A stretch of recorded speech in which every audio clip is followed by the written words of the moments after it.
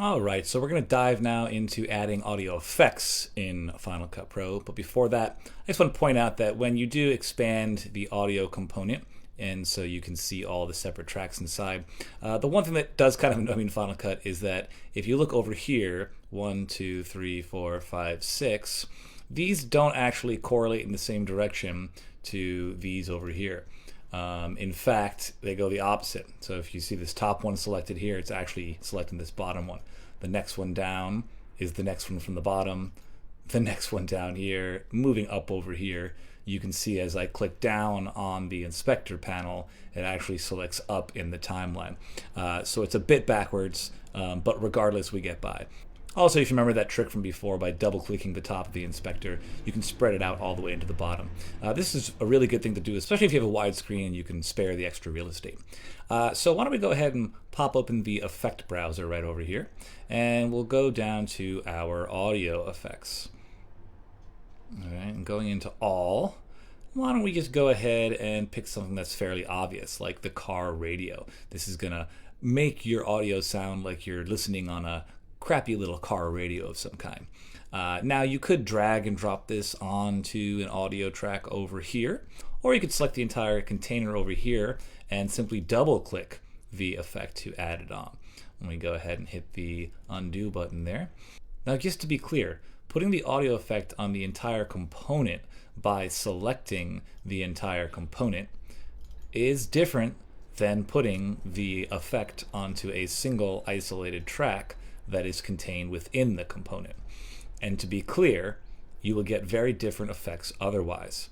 Now in our case, we would first edit out the unwanted audio tracks that we don't want, and then we would decide which ones are dialogue, which ones are ambience, and we would apply different effects for them for different reasons. And just like back in video, the ordering of the audio effects over here in the inspector does matter. So putting the car radio on top of the EQ would give you a different sound than dragging it down below it. Now once you have certain audio effects applied, you can set keyframes in the same way that you did with the video keyframes. Now why don't we go ahead and get rid of these effects over here and go ahead and unsolo this guy over here. Let me scroll back to the left over here and take a listen to this audio take right here. No knocks on the door? Nope. No phone calls? Now let's say we wanted to know what that was going to sound like, but we didn't want to drag and drop the effect all the way onto it to commit. This is similar to the video effects. You can literally hover your scrubber over the effect over here and hit the play button. No knocks on the door? Nope. No phone calls? And you see that you're getting this effect previewed on whatever clip is selected over here in the timeline. Go ahead and hover over cartoon animals. As soon as you see the thumbnail of the video, hit play. No knocks on the door? Yep. No phone calls? And there you have it, another really awesome feature in Final Cut Pro to preview audio before you commit to dropping it onto your clip. Now let's say you had dropped a couple effects onto this and an EQ, and you had set your EQ exactly the way that you wanted it. Maybe there was a one to bring down the low end, pop up the mids a little bit, put the gain up. And with those effects, you're like, wow, this just sounds amazing here. I want to save this as a effect preset. And you come down over here to the bottom right, and you hit Save Effects Preset. And this is the same as it was back when we were doing the video effects. You can create a new category over here, and then that will show up over here in your effects panel.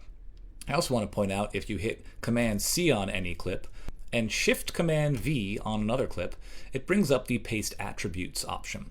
This is where any effect you have set to the clip that you copied from, it'll give you the option to paste that onto another one. So you can do both the effects, you could do only one. So this is another great way of copying and pasting different attributes and effects from one clip to another. And again, you can choose which ones you want to carry over. You don't have to do them all wholesale. And last but not least, similarly to the setting a default title or a default shape of some kind, you can come over here and right click on an audio effect, make default audio effect, and then when you come over here into the timeline and hit Option Command E, and you'll see right there the alien effect was applied right there to it. Go ahead and hit Command Z to undo that. Now, we're not going to go into the creative art of audio editing or mixing. That is definitely something for a different day, a different tutorial, quite honestly, a different person. It's not my specialty. But the last thing I want to point out is that in Final Cut Pro, in the audio effects, you get a bunch of Final Cut Pro effects, but you also get down over here different effects from Logic, which is Apple's audio editing DAW. Now, let's say you wanted to add this effect to the entire container over here. We can come down over here. And then similarly to creating a effects preset, we can save a single preset for just this one effect rather than a stack of effects, which is what an effects preset is basically for. Now coming up over here, this is going to save this into a folder on your system. This is different than saving this inside Final Cut Pro where it's going to show up over here in your effects editor browser. But that's for another video.